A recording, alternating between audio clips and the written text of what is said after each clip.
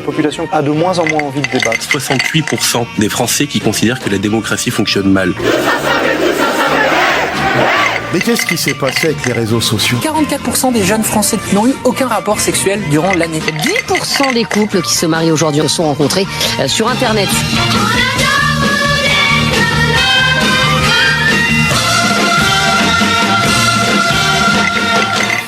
Bienvenue à tous, il est 19h et vous écoutez Avant le troisième verre. Et oui, on a changé d'heure, contrairement à ce qui indique sur l'horloge. Il est marqué 18h.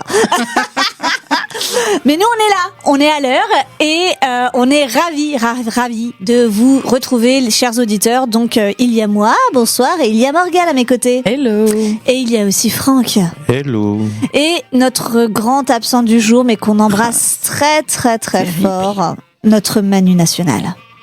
Je suis à ça de faire une minute de silence. Mais il est en vie. Mais il est en vie. Hein. Il est en vie, donc tout va bien. Et c'est pas une blague, il est vraiment pas là. Et ouais, mais il est vraiment ça. pas. Mais il nous écoute, ça on le sait. J'espère. Putain. Je suis même pas sûre. Mais franchement, on va lui tomber dessus. On va l'appeler en direct. On vous rappelle le principe de l'émission d'Avant le troisième verre. On va débattre autour d'un thème de société et on va essayer d'en démêler un peu les rouages et de comprendre un peu ce qui s'y passe. Voilà, donc dans cette émission, vous retrouverez vos chroniques préférées, les recos de Momo, et peut-être ou peut-être pas des infos mythos de Manu. Spoiler, il y avait un indice au début. Quand on a commencé l'émission. Si vous avez suivi. Depuis le début. Aujourd'hui, on va vous parler d'humour parce que comment vous dire à quel point dans ce monde on en a besoin en ce moment, parce que c'est l'angoisse à chaque journal, à chaque truc d'info, à chaque seconde sur les réseaux. Donc parlons un peu d'humour, mais pas sûr non plus que ça vous détende beaucoup. On espère quand même qu'on va le faire avec. Avec tact et grâce, comme dirait l'autre. Donc c'est parti pour cette émission Panorama de l'humour et je me laisse porter, je laisse le micro et l'intro à Momo. Qu'est-ce que c'est que ça ? Ouais, mais alors c'est 1er avril. C'est le 1er avril. Je sens qu'on il va nous avait cher. promis, Franck nous avait promis des petites surprises. Je crois qu'on va prendre très cher. Allez, c'est parti. Et c'est pour ça qu'au dernier moment, on a choisi le thème de l'humour. L'humour en France, un petit panorama de l'humour en France, parce que 1er avril oblige. Et c'est bien dommage de ne pas avoir notre Manu National pour cette émission. C'est clair. Ah là là. Et ouais, il y a pas mal de choses à dire en fait sur l'humour en France parce que ça évolue quand même aussi vite que qu'évolue notre société.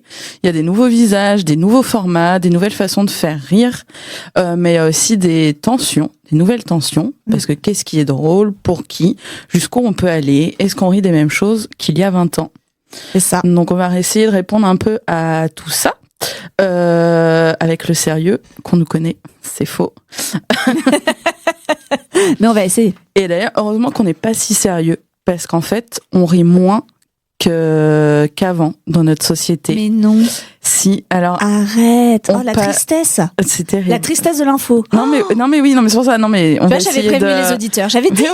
J'avais dit. Il faut sachez que on passe en moyenne seulement 6 minutes par jour à rire, soit 115 jours sur l'ensemble d'une vie. C'est 3 fois moins que dans les années 1950.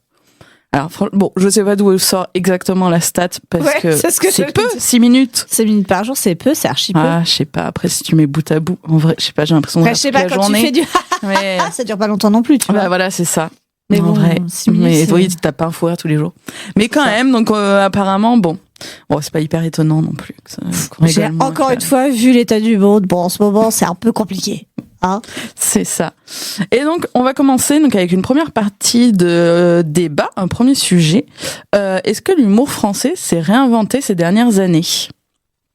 Parce que pendant des décennies, l'humour français, c'était le café-théâtre, les Guignols, on a eu les Robins des Bois, les Nuls, tout ça. Mais aujourd'hui, le paysage, il a quand même pas mal changé. Il y a le stand-up qui explose. Les humoristes naissent sur TikTok, sur YouTube, sur Insta. Et les salles, elles se remplissent finalement un peu comme ça. Par exemple, en 2023, selon un sondage de l'IFOP, il y a 68% des Français qui ont assisté à au moins un spectacle de stand-up. Donc, ce qui est quand même beaucoup. Donc, est-ce qu'on assiste à une vraie révolution ou un changement de format? Juste un changement de format. Est-ce que c'est le même humour? Et donc, je voudrais commencer avec les réseaux sociaux. Parce qu'on a beau, on les critique, etc. Mais est-ce que ça a démocratisé l'humour? Ou est-ce que ça a appauvri, finalement? Moi, je pense que les réseaux sociaux, voilà, il y a son pendant, j'allais dire, le côté ange, le côté démon. Mais il y a des très bonnes choses dessus. Et l'humour et les gens qui font des sketchs en font partie. Et je trouve que, en tout cas, ça offre un format spécifique avec, des petits sketchs, des petits réels, des stories, des machins, des trucs. Et du coup, ça permet vraiment une expression humoristique qu'on n'avait pas avant, et en tout cas un pluralisme de monde et de personnes et de formes d'humour aussi. Parce que tous les humours, c'est bizarre cette phrase, tous les humours, je ne sais pas si c'est possible. Si, t'as l'humour noir, l'humour... Oui, voilà, le cynisme, enfin je sais pas, enfin tout ça, quoi. Et du coup, une possibilité, une place pour chacun qui est possible. Pour chacun des types d'humour. Oui. Voilà, c'est peut-être mieux dit dans ce sens-là. Et je pense que c'est une porte d'entrée. C'est clairement une porte d'entrée, et c'est bien que les gens, entre guillemets, se l'approprient comme ça. Alors après, tout est plus ou moins drôle, tu vois, je pense par exemple à l'humour un peu qui se moque du style Céleste Barber, qui reprend, tu vois, des parodies, voilà, qui parodient un peu des nanas qui se prennent très très au sérieux. Et elle qui ne se prend pas du tout au sérieux, du coup, et ça donne des choses hilarantes. Enfin, voilà, ça permet, et ça, s'il y avait pas le format initial, tu vois, de la story ou du post ou de la chose, ça pourrait pas, ça ne marcherait pas. Oui, mais en tout cas, elle sait jouer des réseaux sociaux, justement, en s'appuyant dessus. Mais en plus, les réseaux permettent quand même, en fait, il y a plusieurs choses dans les réseaux sociaux. T'as, donc, ceux qui font vraiment de l'humour, qui font du contenu, spécifiquement, pour les réseaux. Et soit ils sont déjà humoristes, mais ils en font autre chose.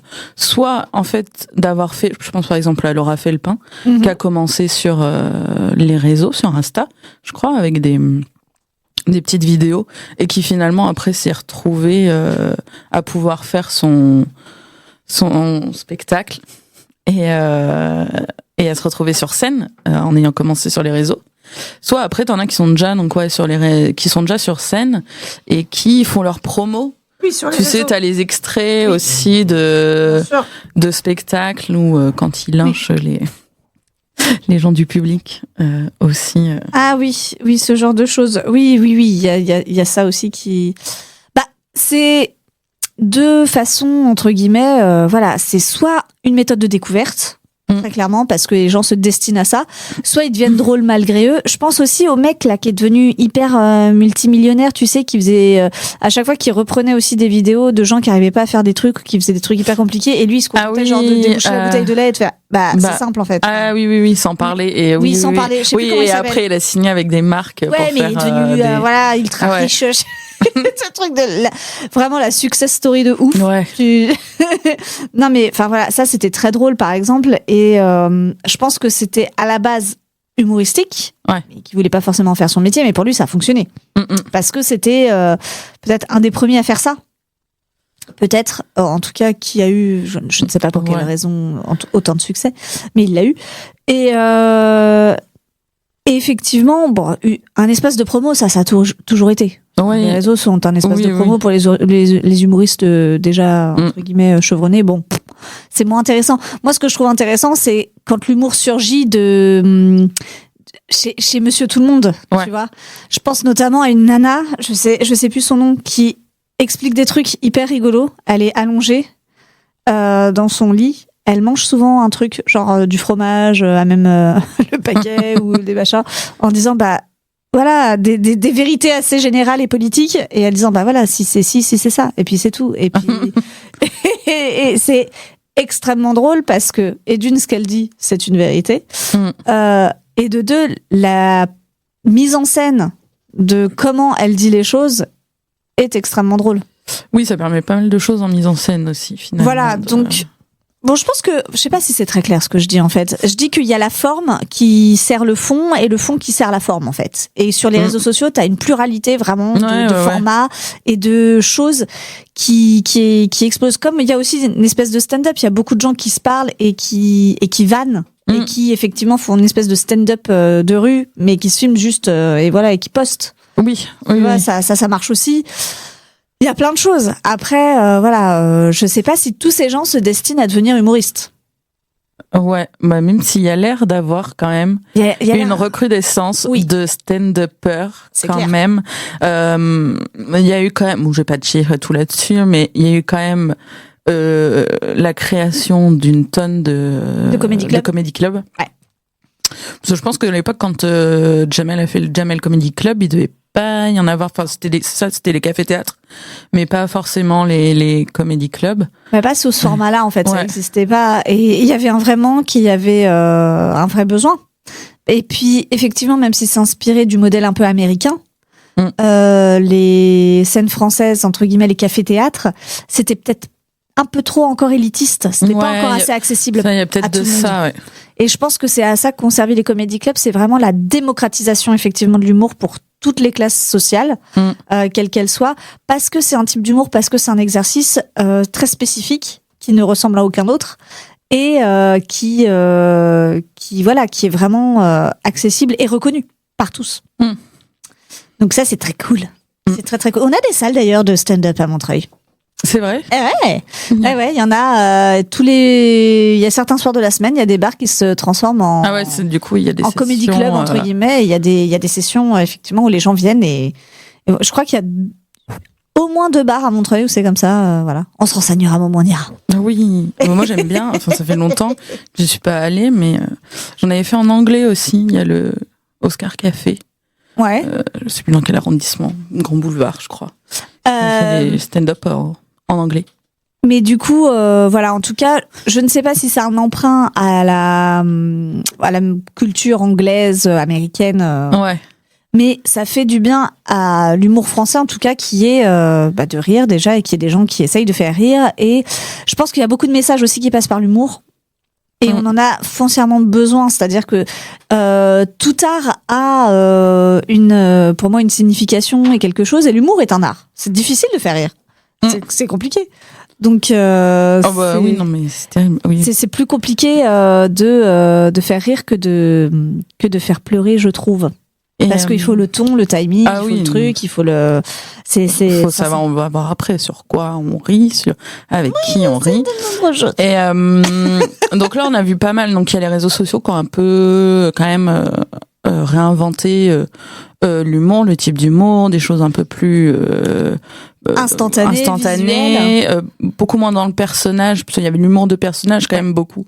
Ouais, mais il y a des, je pense. Et encore à David Louison, j'écorche son nom, Loison. Enfin bref, lui, il se grime souvent aussi en fille. Ouais, il y en a encore en vrai. Tu vois, il y a aussi un autre. Je suis tombée dessus là il y a pas longtemps. Là, il y a Log5 qui se grime aussi, qui fait souvent des personnages féminins. Il y a, en fait, ici, il y a quand même de l'humour de personnage, tu vois. C'est vrai. C'est pas que de. Il y a vraiment, je trouve, une pluralité représentée. En tout cas, ça c'est bien. Ouais. Ça c'est très bien. Et on peut facilement tomber dessus. Et c'est vraiment l'accessibilité des réseaux sociaux qui permettent ça. Et du coup, ça avec réseaux sociaux, c'est quand même. Généralement, c'est quand même l'éphémère aussi quand même, un peu les réseaux et tout. Est-ce que je me posais la question si la longévité était quand même possible dans l'humour, parce que je sais qu'il y a quand même pas mal de gens qu'on voyait, qu'on voit plus. Est-ce que c'est la difficulté, et des fois, on les justement, voit très vite et on les voit plus. Mais c'est ça aussi. Et Bah, tu vois, comme là, le gars, tu disais, sur TikTok, voilà, qui a fait ses petites vidéos, après qui a signé avec des marques et tout. Bon, Aujourd'hui, il a disparu. Moi, il y a plein de non, gens mais que je vois parce sur que les maintenant, réseaux, il et fait puis en autre chose fait avec ses après, mais même tu les vois, ça, il pop pendant 6 mois Ouais. sur tes fils d'actualité, et puis après, en ils fait disparaissent. après ils disparaissent. Ah oui, mais alors, est-ce que c'est Mais, l'algorithme ou est-ce que c'est eux vraiment qui font plus rien, tu vois? Est-ce que ça, je sais pas, tu vois? Ah, mais je pense que c'est l'algorithme, mais. Bah ouais, mais tu vois, l'algorithme, Mais il en est tout hyper cas, dur. est-ce que voilà, même dans ceux qu'on pouvait regarder quand on était jeune, Mhm. est-ce que tu vois, alors ils sont toujours là, hein, Florence Foresti, Gad Elmaleh ou Dubosc. Oui, ou ils ont Jamel. ouais, mais même Jamel, il fait Plus rien, ouais. Ouais, Il fait le Comedy Club à Marrakech. le Marrakech du rien, ouais. Marrakech, pardon. Oui, c'est pas. C'est ça. Je connais ça, pas hein. le truc. Oui, c'est ça. le Marrakech. À Marrakech, oui, le Marrakech.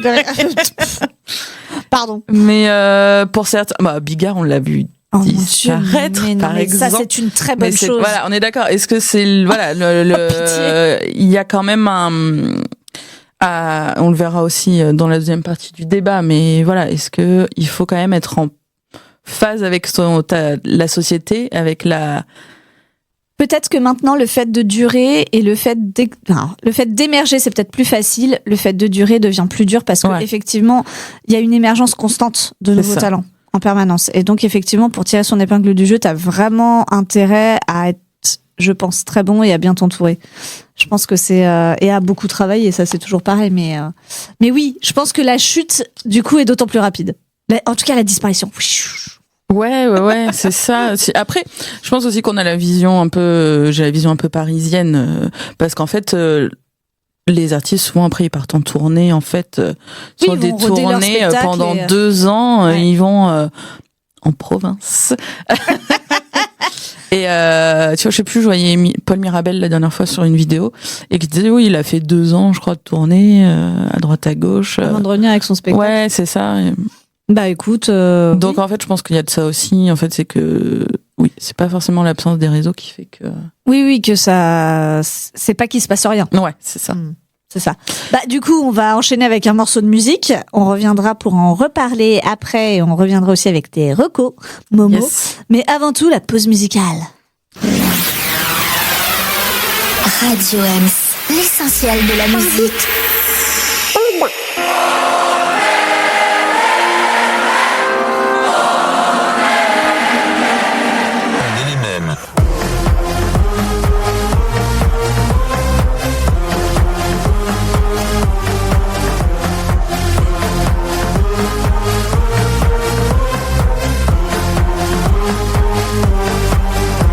On a les mêmes papas qui vont tous voir ailleurs. On a les mêmes mamans à qui les rides font peur. On a les mêmes parents à qui l'on ment tout le temps. On a les mêmes enfants. Les gens sont différents. On a la même fortune, celle qu'on a dépensée. On a le même costume, le même que le banquier. On a les mêmes coutumes car il faut bien crever. On finit tous dans l'urne, même ceux qui n'ont pas voté. On a le même sourire pour 2-3 likes de plus. On a le même regard quand on ne se regarde plus. On a les mêmes souvenirs mais on s'en souvient plus. On a le même avenir.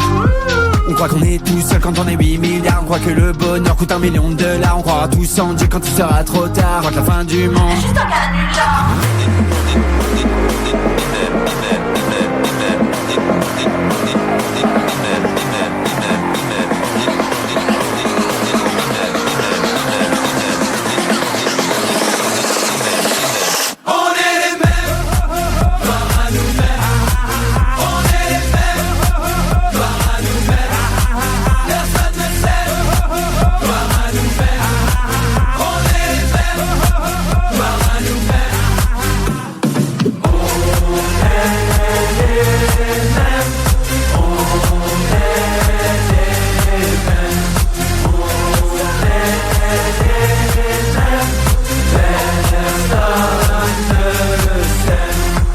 qu'on est tout seul quand on est 8 milliards. On croit que le bonheur coûte 1 million de $.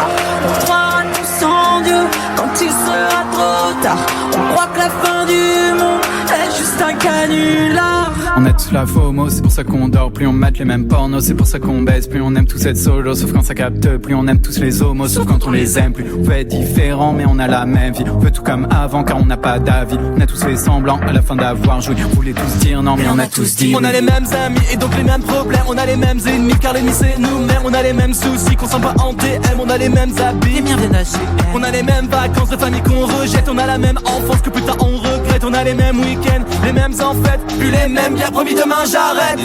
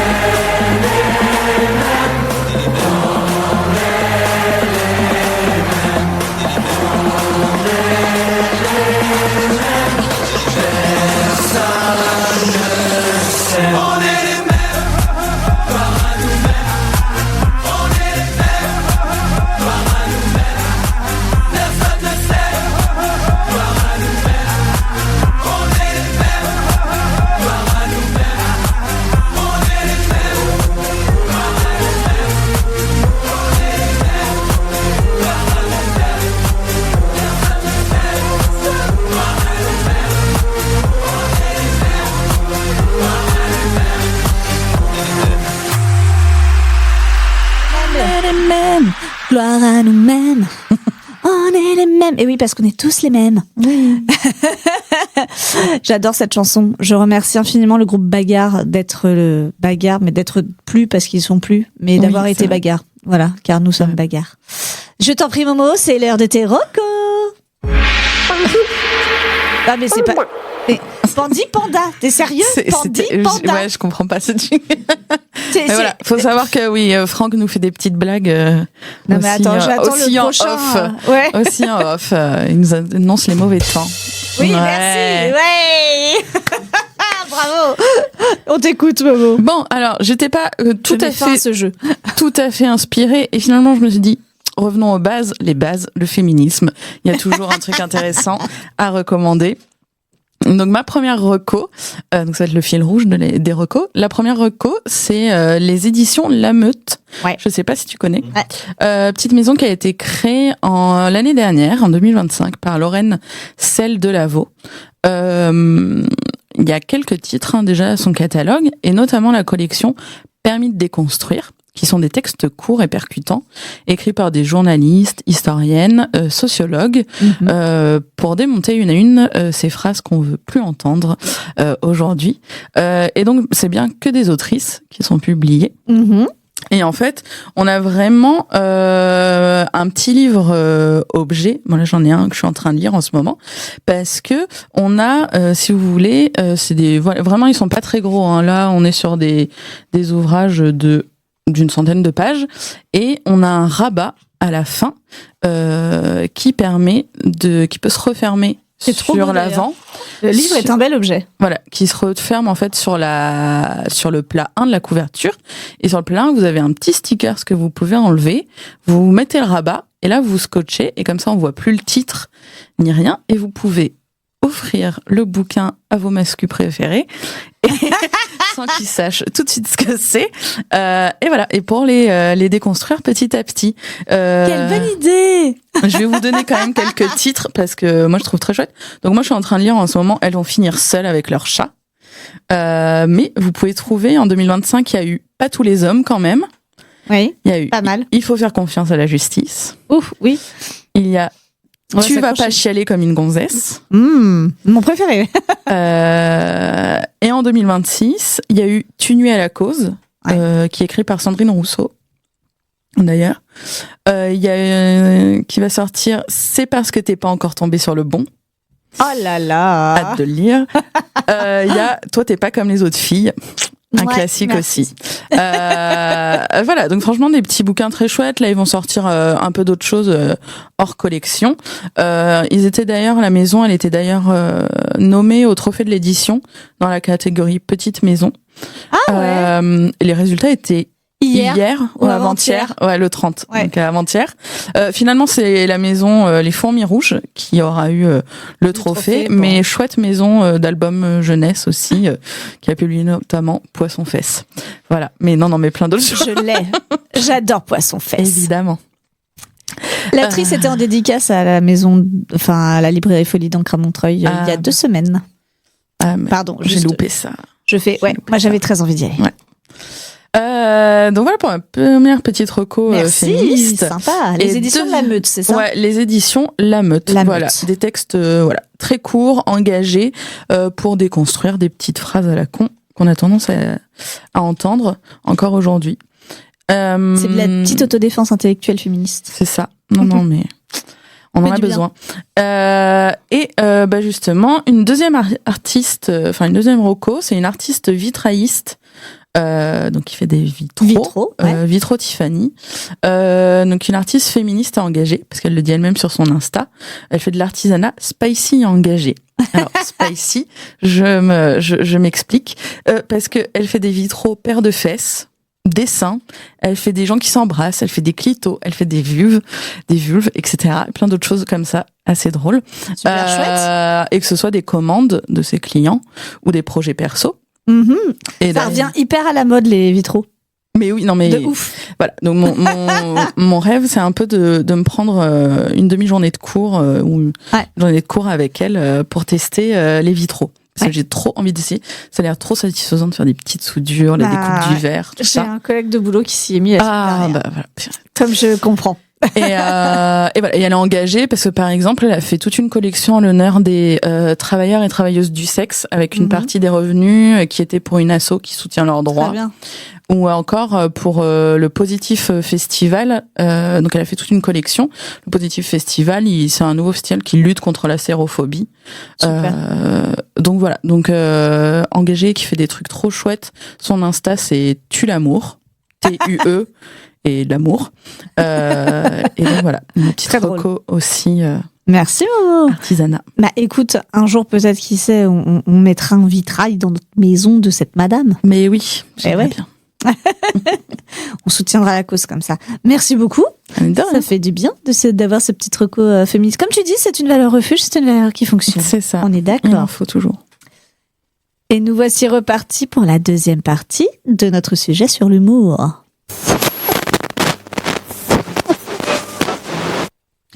Ouais, on est toujours là. Ceci, n'essayez pas de régler votre poste de radio. Ceci est normal, ceci est Franck qui fait des poissons d'avril. Nous, on est là. Allez, c'est reparti. Allez, on passe à la deuxième partie de notre débat. Là, ça va être plus chaud, je pense. Qui est, quel rôle pour l'humour dans notre société? Oui. Et ouais, parce que par exemple, il y a un débat qui revient en boucle depuis des années. C'est, peut-on rire de tout? Suivi souvent de on peut plus rien dire. Voilà, entre le politiquement correct, la cancel culture, les blagues qui passent ou pas, selon qui les fait, à qui on les fait, l'humour qui semble être devenu un terrain miné en fait. Mais est-ce que c'est vraiment nouveau, ou est-ce qu'il y a toujours eu des limites et elles ont juste changé de place, parce que l'humour semble quand même avoir un rôle à tenir dans notre société. Et donc, on ne peut plus rien dire.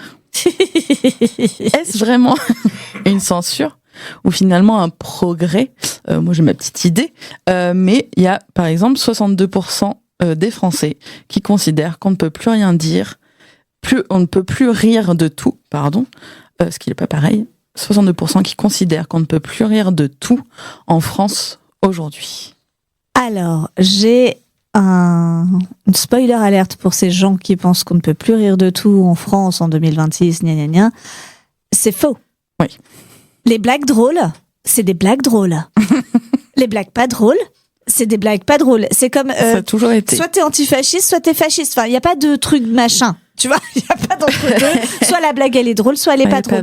Après, il y a plein de façons, on en revenait à la première partie de l'émission, de faire de l'humour. Et je pense que on peut rire de tout si c'est bien fait, si c'est travaillé.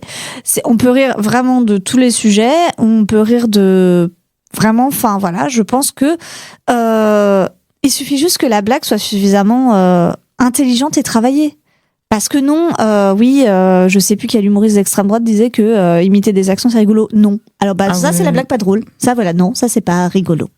Voilà, ça ne fait rire personne, ou peut-être que elle, en tout cas, je ne sais pas, peut-être que les racistes, voilà. Voilà, c'est ça. Peut-être. C'était Hakim Omiri là qui disait il y a pas très longtemps en interview Brut ou je sais plus, qui disait non, ceux qui disent ça c'est juste qu'ils sont tristes de pas pouvoir faire de blagues racistes ou sexistes ou misogynes et alors que mais ils vont dire que du coup oui on peut pas rire de tout, on peut pas rire voilà. Mais je pense que si en fait tu peux rire même des clichés et des mais carrément on peut s'en amuser, on peut les détourner, on peut si complètement c'est intelligent et pas offensant surtout.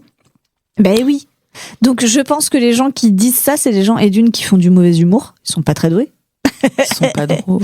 Et si on fait le comparatif par rapport à ce qu'on disait avant, enfin par rapport à l'humour d'avant ou par rapport à des choses comme ça, je pense qu'il y a des choses dont on riait parce qu'on savait en fait quel était le fond peut-être aussi politique et engagé de certains artistes parce que c'était eux.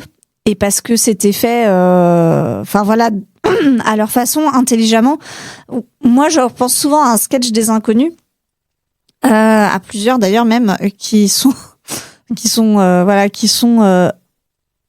peuvent paraître parfois. Les gens peuvent en dire aujourd'hui ça passerait pas, patati patata. Peut-être que si, ça passerait parce qu'en fait c'était les Inconnus, parce qu'on les connaissait, parce qu'on savait leur bord politique, parce qu'on savait en fait quelles étaient leurs idées, leurs choses et ce qu'ils défendaient derrière ça, et que du coup c'est ça aussi qui faisait rire, c'est qu'on savait que c'était pas méchant, c'était pas de l'humour méchant, c'était de la caricature. C'était c'était pas blessant, c'était pas offensant. C'était de la caricature, parfois, c'était des trucs exagérés, c'était plein de choses comme ça. Et aussi, il y avait une pluralité de sujets qui étaient, entre guillemets, qui passaient entre leurs mains, et ce qui fait que, entre guillemets, pas tout le monde en prenait pour leur grade. Pas une fixette sur un... précis sur quelque chose. Un truc, oui. Donc je pense que, en fait, si on en riait à l'époque, au-delà du fait que c'était novateur et que c'était plein de choses, etc. Après, faut pas oublier, c'était les années 90, les chouchous, voilà. Oui. Mais c'est parce qu'on savait quels gens ils étaient derrière. Et que, en fait, leur sketch était éminemment politique. Et oui, c'est ça. Voilà. Donc, alors, je pense que oui, mais est-ce que l'humour, finalement, a un rôle dans notre société qui a un rôle mais comme tout art. De dénonciation et de... C'est ça, est-ce que l'art est politique finalement, de toute façon, on l'a déjà dit. La chanson, le design, l'architecture, tout est politique, c'est-à-dire que voilà. Et je pense que l'humour l'est tout autant. C'est comme pardon de parler de cette personne, mais les gens qui disent moi j'aimais bien Dieudonné, machin, patati. Oui. Alors, à un moment, il nous a fait rire. Et puis après, quand il a pris certaines positions et qu'il est devenu le parrain des enfants de comment il s'appelle, Jean-Marie Le Pen. Non, c'est le Jean-Marie Le Pen qui est devenu le parrain de ses enfants, pardon. Je sais pas. Si. Ouais. Oui, mais sûrement, là, tout de suite, ça a moins fait rigoler. Là, tu peux plus séparer tu te dis que c'était peut-être pas forcément des blagues, tu vois. Ouais, voilà, c'est ça. Et là, du coup, tu remets un peu en question ton truc et tu dis, non. Oui, c'est ça. Oui, il y a bien des artistes que tu peux pas séparer l'homme de l'artiste, parce que quand même, l'humour est beaucoup sur ses expériences perso. C'est bien les humoristes. Je crois que tu peux pas... Quand tu as Gaspard Proust qui s'amuse pendant des années à jouer avec la ligne en disant qui était très drôle, hein. Moi, je me souviens d'un texte de lui que j'ai beaucoup rigolé, mais j'ai beaucoup rigolé en me disant aussi c'est un type de droite, etc. Bon, et puis quand il a joué pour Valeurs Actuelles et compagnie, là il y a plus de place au doute, quoi. Tu te dis on va arrêter de faire semblant. Oui. Le masque tombe. Allez, salut, au revoir. Enfin voilà. Tu peux pas. Oui. Tu peux pas te cacher. Non. Donc oui, pour moi c'est politique. Oui, l'humour est utilisé pour transmettre des messages, mais comme tous les autres arts, hein, je te disais, comme la musique, le cinéma, l'architecture, etc. Et bon, je vais me risquer un truc un peu dur, mais peut-être que les dictateurs, ils étaient très drôles dans l'intimité. Bon, il n'empêche que c'était des dictateurs cruels et méchants. Bon, voilà, on sépare pas, donc voilà, ça va pas. Je les vois pas drôles. Comme vraiment, les gens de droite, je les vois pas. Drôle, ça va. Je pense qu'il y en a. Il y en a. Tu crois? Non. Certainement. mais en tout cas, c'est indéniable parce que aujourd'hui, il y a quand même forcément, voilà. c'est indéniable que ça permet même de participer au débat de la société, etc. Parce qu'il y a quand même 65% des spectacles qui abordent des thèmes, des spectacles d'humour qui abordent des thèmes sociétaux, tels que le climat ou l'identité ou, ou le féminisme. Donc on sent quand même une volonté d'engagement des artistes. Mais moi, à titre perso, je trouve que finalement, c'est même pas très intéressant. Quand ils ont... Dibré. Quand... Je suis suspendu à tes lèvres. Quand justement, il n'y a pas ce... En fait, je crois que je n'ai même pas d'exemple en tête d'humoriste qui fait de l'humour juste sur un pot de yaourt, par exemple. Oui, c'est ça, qui ne s'appuie pas sur la société, en tout cas dans les humoristes que je vais voir en spectacle. Bah, tu vois, moi, quand je pense par exemple même à Florence Foresti, qui est quand même très consensuelle, tu vois. Là où elle est extraordinaire, c'est quand elle fait les blagues à l'ouverture des trucs de cinéma, là, des Césars, et qu'elle commence à vanner Polanski. En disant, non, vous êtes bien sympas là tous, là, mais on va arrêter de se foutre le doigt dans l'œil jusqu'au coude et de fermer sa bouche. Moi, je prends pas part à ça. Mais tu vois, c'est la façon dont elle le dit, c'est intelligent, c'est drôle, et du coup, c'est non clivant. Parce que du coup, on peut que être d'accord avec elle. Ouais. Tu vois, et là on se dit, et c'est là où en fait l'intelligence de l'écriture est belle, c'est qu'elle arrive à parler d'un sujet hyper touchy, elle fait pas semblant de ne pas l'aborder, elle l'aborde frontalement et elle le démonte. Et du coup, elle en fait quelque chose de, enfin, elle désamorce une situation hyper tendue à l'époque. Qui voilà. Donc bon, après dans son dernier spectacle, je crois qu'elle nous a fait des petits trucs de boumeuse quand même, mais à mort. Elle parle de l'âge, du machin, de sa fille qui dit de leçons de féministe. Bah oui, tu peux peut-être l'écouter quand même parce qu'elle vit pas la même vie non plus que toi. Oui. Donc là, on en revient. Où est-ce que voilà, il faut évoluer aussi avec. Il faut évoluer, mais elle parle aussi à un public qui a à peu près le même âge qu'elle. Voilà. Bon, après. Les gens peuvent avoir, comme toi, une seconde lecture où ils peuvent se dire, bon, voilà, pourrait peut-être machin, mais bon, moi, elle en parle. Enfin, bon, après, c'est pas très drôle. C'était pas drôle, ces sketchs-là, je les ai vus. Mais non, elle fait plein d'autres trucs. Elle fait plein d'autres trucs bien, bon, voilà, mais... Très bien. Mais tu vois, comme quoi la finesse, en fait, de l'écriture et l'intelligence de l'écriture est là. C'est-à-dire que l'humour peut vraiment tout aborder. Je pense que voilà, on peut tout aborder tant qu'on le fait avec intelligence, vraiment. Oui. Et ça. Par contre, tout est politique. L'humour d'autant plus. Ouais, mais par exemple, tu vois, quand tu dis de comment on le fait et si on le fait bien, etc. Moi, donc là, on n'est pas sur des humoristes, mais ça fait partie aussi de notre patrimoine. Quand même, c'est les dernières unes de Charlie Hebdo, par exemple. Ouais.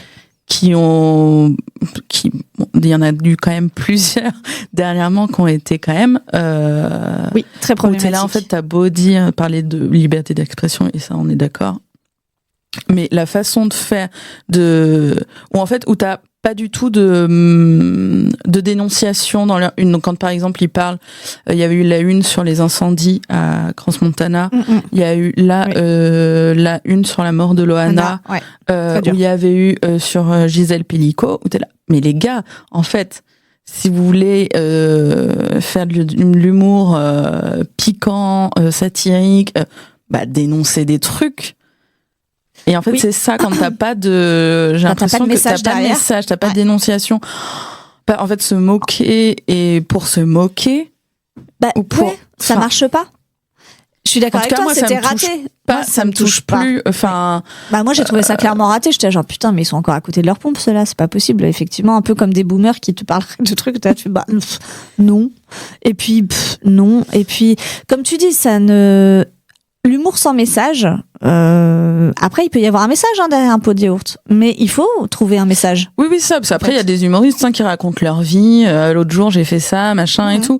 Mais que tu raccroches généralement, tu vois, quand ça va être des femmes qui peuvent le raccrocher au féminisme, à leur situation en tant que femme, en tant que mère, en tant que... Mais oui, je suis d'accord avec toi. Et je pense qu'en plus, l'humour, à ce niveau-là, peut changer parce que est plus accessible, parce que fait réfléchir, parce qu'il y a un message justement derrière, quand il est bien fait. Ça peut changer des mentalités, ça peut amener des discussions, ça peut amener un contrepoint de vue, ça peut amener un changement de paradigme parce que justement, on rigole de certaines choses et du coup, après, on s'interroge. On s'est dit, mais en fait, c'est en partie vrai. Et c'est comme ça peut-être aussi que je pourrais m'approprier les choses et les voir maintenant. Donc je pense qu'il y a un vrai enjeu. Je pense que quand Coluche, feu dans les années 80, annonçait qu'il était président, candidat à la présidence de la République française. Je vais pas y arriver, je vais tout écorcher aujourd'hui. Je le dis, je suis un peu fatiguée. Je crois qu'il y a eu un vrai soubresaut dans la classe politique parce qu'il était extrêmement populaire et je m'en souviens vaguement, mais je crois vraiment qu'à un moment ils se sont un peu Philippe, tu crois? Ouais, je crois qu'ils se sont un peu chiés dessus quoi, en se disant merde putain le con. La popularité, ça joue à ça aussi. Ça joue à ça aussi. Et sauf que dans son humour, il faisait passer plein de choses. Ouais. Donc il y avait justement une façon de voir les choses, la vie et voilà. Après, je trouve que alors on a plein d'humoristes hyper talentueux, hyper doués, jeunes, truc machin. Mais je manque un peu de groupes d'humoristes comme on pouvait avoir genre les nuls ou les Robin des Bois ou les choses comme ça. En tout cas, je sais plus où ils sont. J'ai l'impression qu'ils sont plein de 1, mais qu'ils sont pas de plusieurs. Tu vois, même si on parlait de Jérémy Ferrari et de Arnaud de Samer et de Jean-Baptiste. Non, c'est Baptiste Le Caplin. Putain, mais je vais pas y arriver. Pardon, monsieur, j'ai écorché ton nom. Non, mais voilà. Ils sont 3 souvent. Ouais. Mais en fait, ils sont 1.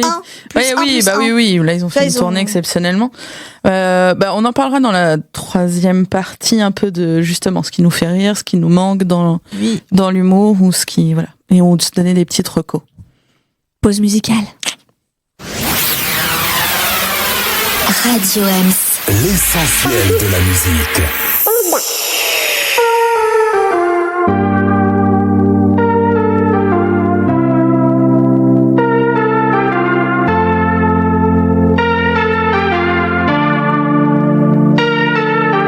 J'ai mis le cap vers le sud sur une bécane noire.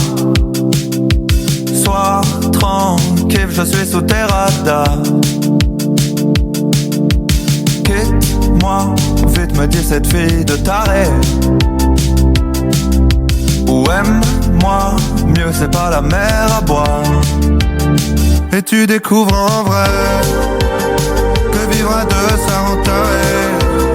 Même si t'es cool en vrai, c'est souvent triste quand ça s'arrête. Et j'aimerais bien te voir, et j'aimerais bien y croire. J'aimerais bien te voir, j'aimerais bien ce soir. Rejoins-moi quelque part.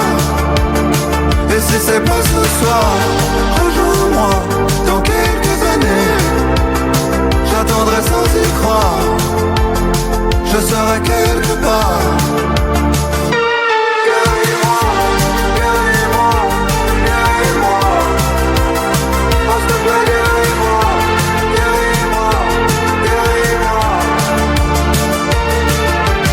Paris se réveille et moi je t'appelle encore. Tout Paris se réveille mais moi j'essaie encore. Même si il est trop tard, même si il est trop tard. Et t'as sûrement changé d'adresse en fait, changé de clé, changé de boîte aux lettres. Je sais qu'il est trop tard. Et tu découvres en vrai que vivre à deux ça rend taré. Même si t'es cool en vrai, c'est souvent triste quand ça s'arrête. Et j'aimerais bien te voir, et j'aimerais bien y croire. J'aimerais bien te voir, j'aimerais bien ce soir. Rejoins-moi quelque part. Et si c'est pas ce soir, rejoins-moi dans quelques années. J'attendrai sans y croire. Je serai quelque part.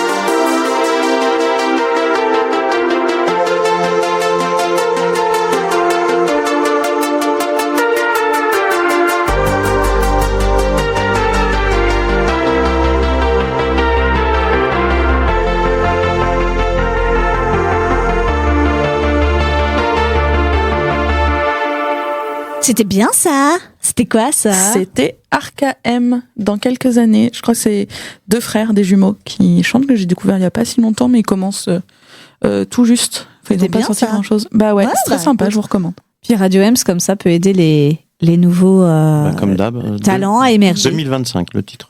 Ouais, bah voilà. Bon bah alors, de retour dans notre émission avant le 3e verre sur le thème de l'humour, on essaye de décortiquer un peu le panorama humoristique et non pas le paranormal humoristique comme je l'ai lu tout à l'heure. Voilà, comme vous l'avez vu, je suis un peu en décalage, mais tout va bien. Non, oui. On est fatigué. Merci Franck. Donc du coup, on est parti sur notre 3e sujet, les chers auditeurs, toujours autour de l'humour. Et nous, qu'est-ce qui nous fait rire? Bonne question. Ouais. Très bonne question. Franck, attends, on va commencer par tu lui. vas nous dire? Tiens, vas-y, Franck, toi qui les blagues poètes. Mais non. Quel est ton type d'humour, Franck? Je sais pas, plein. Plein? Non, j'ai pas de... Ça t'arrive d'aller voir des spectacles? Non. Ah, bah tu vois, il fait pas partie des 64% qui le sont. Bah ouais, qui vont voir du stand-up. Moi, tous les types d'humour. Il y a pas un truc plus qu'un autre. Ouais, non, dès que ça me fait marrer, j'aime bien, voilà. Franck, et tout le fait un peu marrer. Après, je crois que on se pose pas trop la question. Tu sais, moi, je sais ce qui fait marrer Franck. C'est Manu. Ah, bah oui. Voilà. C'est son humoriste préféré. Exactement. Il l'attend tous les mercredis. Voilà. Ça, pour toi, Manu, si tu nous écoutes. Allez. C'est là où t'es. Ouais. Dans ton canapé. Oui, alors qu'est-ce qui nous fait rire? Toi, Momo, qu'est-ce qui te fait rire un peu? Est-ce que tu as réussi à circonscrire un peu ton type d'humour? Donc là, j'ai commencé à le dire juste avant. Je pense que s'il n'y a pas en fait de message derrière, un engagement quel qu'il soit, déjà, bon, ça me fait pas forcément rire. Après, en vrai, je consomme quand même un peu de tout, que ce soit de la vidéo YouTube, tu vois, tu parlais des groupes. Ouais. On n'a plus trop d'humoristes en groupe, mais tu peux retrouver des dynamiques quand même chez les YouTubeurs, des duos, des bandes de potes, qui ça fonctionne très bien aussi sur moi. Après, en fait, je me suis rendu compte que j'en consommais vraiment sans réfléchir. Encore, tu vois, en étant sur TikTok, je me marre sur plein de trucs. Souvent ah oui, c'est vrai, ça, c'est trop vrai et tout. Donc il y a aussi ce truc de comparaison à la vie de tous les jours. Oui. Enfin, tu vois, et du coup, qui est un peu la base. Ouais. Mais oui, je suis en fou rire sur plein de trucs que j'envoie généralement à ma petite sœur, parce que je sais qu'elle aura les refs. Et inversement. Et pas tes potes trop vieux. Non, c'est vrai, je vous envoie pas trop de trucs. Non, moi j'attends toujours. Bon, je sais jamais si vous allez regarder ou pas. Mais si, on regarde quand même. Ouais. Moi, après, si je réponds pas, c'est que ça me parle pas. C'est que j'ai pas trouvé terrible, le ça. truc. Ah oui, ça, tu sais qu'il paraît, on parle d'humour, et je vais remettre ma petite touche de féminisme. Non, mais il paraît que les femmes, généralement, tu sais, sur les envois là, de TikTok, de Reels ou ce que tu veux, on a tendance à envoyer des choses, on sait que ça plaira à l'autre. Ouais. Alors, ça nous plaît à nous, enfin, ça nous fait rire. Mais on dit, ça va le faire rire aussi, généralement. Oui, tu vois, moi, avec mes potes, c'est ça. Je dis, tu vas te reconnaître. Ou, oui, bah oui, tu penses à l'autre. Alors, voilà. Et que les hommes, et ça, je l'ai pu le vérifier quand même avec des potes ou des ex, t'envoient des trucs que eux trouvent drôles. Mais qui toi ne te touche pas. Et vraiment, moi, on était là, il me montrait, il fait, regarde cette vidéo trop drôle. J'étais là, je ne comprends pas. C'est chiant. Vraiment, ce n'est pas drôle. Putain, on n'est pas câblé pareil, c'est abusé. Et franchement, parle-en, je sais pas si toi, ça te l'a déjà, ou observe. Si, moi, je sais que, par exemple, j'ai le droit par ma boîtier. Tout le monde sait que le football fait partie de ma vie, n'est-ce pas, que c'est une passion pour moi? Bah oui. Que vraiment je respire foot, je mange foot, je bois foot et que je connais tout le nom des joueurs de l'équipe de France et du PSG, de Marseille et j'essaye de froisser personne, de ces gens qui courent en short sur un terrain derrière un petit ballon. Voilà. Mais moi, ils me montrent des vidéos de football. Et ben voilà. Regarde, c'est rigolo le truc. Et là, je suis là genre, putain, mais je connais même pas les règles du hors-jeu, quoi, du coup franc ou du je sais pas quoi. Putain, j'en sais rien. Et ben voilà, preuve. Ouais, Toi, jamais ça te viendrait à l'esprit lui montrer, je sais pas, ou un truc d'édition ou de. Non mais j'ai fait la blague. J'ai dans mon bureau une blague très clairement pour les éditeurs. Et c'est très clairement un truc qui ne fait rire personne, à part les éditeurs et les graphistes, en fait. C'est un toast. Et en fait, c'est comme un Pantone. T'as le toast blanc, le toast grillé d'1 minute, le toast grillé d'1 minute 30, 2 minutes, etc. jusqu'à ce qu'il soit complètement cramé. Et en fait, moi, je trouve le truc hyper rigolo parce que du coup, t'as les minutes et en dessous, enfin voilà, t'as comme les Pantones ou les machins ou les trucs. Et les gens, je suis là, genre, les nuances. Et du coup, je leur dis, bah toi, t'es plutôt quoi? Plutôt 1 minute 30, 2 minutes. Enfin, et les gens sont là, genre, j'avais pas compris la blague. Comment ça, c'est, je sais pas, c'est un dégradé. Enfin, c'est le truc, je sais pas, c'est du design. Enfin, je sais pas. Bon, très clairement, ça marche pas. Non. Mais du coup, c'est ça, tu le montres pas forcément aux gens qui. C'est affiché dans mon bureau, mais très clairement, les gens s'en foutent pas. Me laisse seule avec ma blague de merde. Mais bon, voilà. Je peux comprendre. Mais oui, je vois ce que tu veux dire. Moi, j'en vois effectivement plein d'images. Enfin, souvent des vidéos et des trucs. On a des groupes de potes exclusivement de filles où on s'envoie des trucs, des podcasts, des machins, en disant ça pourrait vous plaire, ça pourrait machin. Ça, moi, j'ai vachement aimé. Je pense que ça peut parler à beaucoup de gens, etc. Et j'en vois effectivement à mon copain plein de vidéos où tu as des trucs rigolos, des machins que je suis sûre qu'il va rigoler parce que quand il les voit, il rigole. Bah oui. Mais c'est pas de la. C'est des trucs qu'il comprendra pas. Bah, non, mais oui. Non, mais voilà. Donc voilà, c'était au passage. Tristesse de cette vie, j'en peux plus. Voilà, donc les gars, réfléchissez avant d'envoyer des choses. Est-ce que ça va la faire? Mais voilà, c'est l'empathie encore une fois qui. Bah ouais, on est peut-être plus empathique nous. Voilà. Bah ouais. Alors je trouve pour en faire une émission si tu veux. C'est un volet dont on n'a pas suffisamment parlé en première partie d'émission. L'humour féminin c'est vachement étoffé grâce aux réseaux sociaux et ça c'est une très bonne nouvelle. Ça fait du bien quand même. Ouais. C'est vrai que parce que c'était hyper trusté par les hommes. Quasiment, enfin voilà, et il y a la série Stand Up qui en parle très bien. Oh oui, très chouette série. Je crois qu'il y aura pas de suite. Il y aura pas de suite. C'était dommage. C'était très dommage, mais c'était très. Attends, c'était ça? Non, c'était drôle. C'est pas drôle. Je vais pas y arriver. Je défends tous les trucs. Off ou à l'antenne, mais j'ai compris, tu vois. Mais oui, et voilà, sur l'humour, la série drôle sur Netflix, il y a qu'une saison, et donc pas Stand Up. Il y a que toi qui comprends ce que j'ai dans ma tête, c'est incroyable. Je me sens moins seule. Ouais, écoute. Putain, merci Momo. Bah de rien. Tu vois, ça marche bien en fait à deux. Mais voilà, ça, comme tu le dis, ça montre vachement bien la difficulté qu'ont certaines femmes à faire leur trou. Dans le stand-up, que c'était vraiment un milieu très masculin et qu'il fallait vraiment. Ouais, et puis il y en a pas mal qui en ont parlé, de la difficulté. Oui, ça c'est complètement. Ouais. Et donc voilà, mais les réseaux sociaux ont permis vraiment, je trouve, à l'humour féminin de se renouveler, de s'exprimer, de se diversifier, de percer, etc., etc. Mais c'est fou parce que en fait, tu vois, il y a quand même encore un souci, je pense, avec l'humour féminin les humoristes femmes, parce que il y en a encore qui acceptent pas la même chose des femmes que, tu vois, une meuf qui va avoir, moi il y en a qui me font vraiment rire, que ce soit Swan Périssé, Marie de Breuer, ou qui ont un humour un peu cru aussi, il y en a d'autres. Bah oui, nous aussi on peut dire ça. Et ouais, évidemment. Et je sais qu'il y a quand même des gars, ou même des meufs, dans l'entourage qui sont pas, que ça heurte un peu parce que encore tellement habitués à ce que les femmes parlent. Voilà, mais parlent franchement, parlent. Et oui, on le sait et on le dit. Voilà, c'est ça. Mais il y a plein d'humoristes femmes, si on doit en citer d'autres. Je sais pas, il y a Elodie Arnoux que j'aime bien. Ouais. Aussi. Attends, je réfléchis. T'as dit Laura Felpin qui est quand même extraordinaire. Oui. Il y a qui d'autre après? Attends, je réfléchis, j'en trouve pas beaucoup. Il y a Camille Guéry aussi qui était en duo pas mal sur YouTube, sur Insta, qui faisait des vidéos avec. C'est Camille et Justine. Oui. Et qui maintenant est en stand-up. Oui, tout à fait. Toute seule. Non mais il y en a pas mal. Je vous recommande aussi d'aller voir un peu. Il y a une nana qui s'appelle Elena, je crois, qui a un accent russe. Qui était sur France Inter à un moment. Oui, je vois, qui est très très drôle, qui est très rigolote. On a Douli aussi. Douli, je l'ai vu en spectacle, mais une merveille, une pépite. Je crois que j'ai rarement autant ri de ma vie. Vraiment, mais je me suis tapé des barres, mais monumentales. Voilà, c'était un très beau moment. Mais oui, voilà, on en a plein. On en a plein.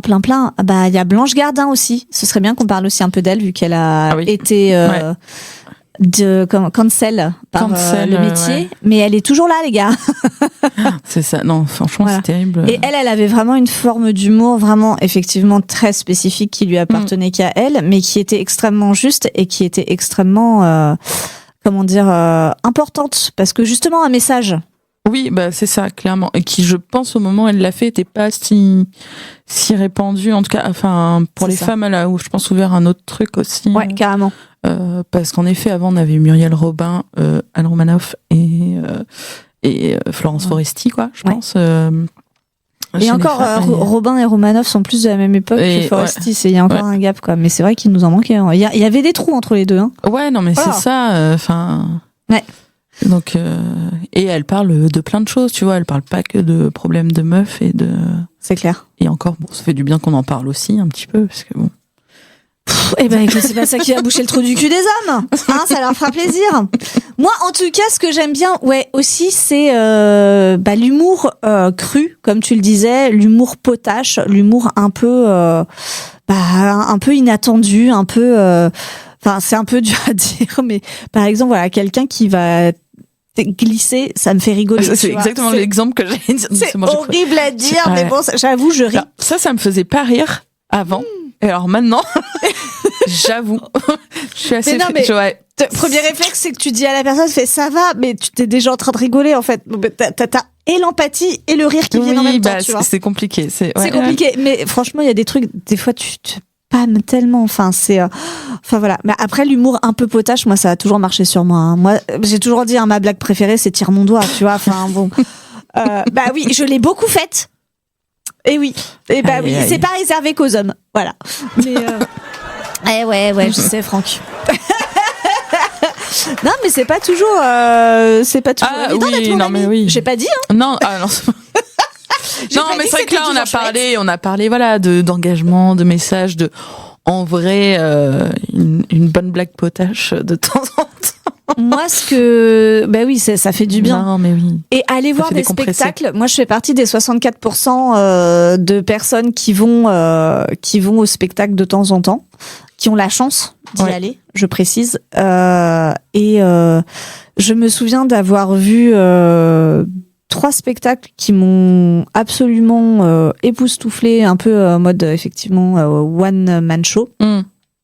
Bon, alors il y a eu Douli, One Woman Show, extraordinaire. Il y a eu comment ça s'appelle, Fabrice Eboué, où je l'ai trouvé toujours. Il y avait toujours des moments où je me disais là, il va faire tomber l'omelette à côté de la poêle. Ah putain, là, ça y est, c'est foutu, il va franchir la ligne. Et non. Et il se rate. Il avait des pirouettes. Et il était jamais dans le. Oui, parce que parce que c'est truc, mais faudrait que c'est pas forcément évident, voilà. Mais lui et Haroun. Walidia et Haroun. Ah, Walidia, j'aimerais bien les voir. Et Haroun, Walidia, je l'ai vu 2 fois, extraordinaire. Haroun, incroyable.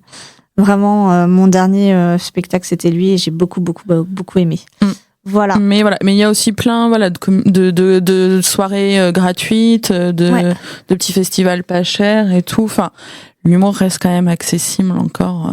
Et il faut rire en ces temps un peu compliqués. Il faut pas se laisser avoir parce que en ce moment, rire est une résistance. La joie est une résistance. Le bien-être, se retrouver les uns les autres, discuter, c'est une résistance. Donc il faut pas hésiter à en user, à en abuser, parce que c'est ce qui nous fera du bien et c'est ce qui, entre guillemets, entretient notre humanité. Et il y a une bande aussi qu'on a oubliée en ce moment, qui est très bien et qui sévit sur Nova, qui est La Dernière. Ouais. Et ça, c'est une bande. Une vraie. Voilà. Bon, chers auditeurs, on va lancer le jingle parce que c'est la fin de l'émission.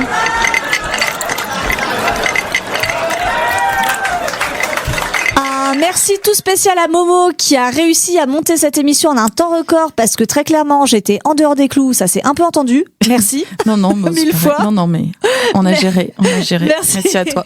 Merci à Franck pour avoir assuré la régie.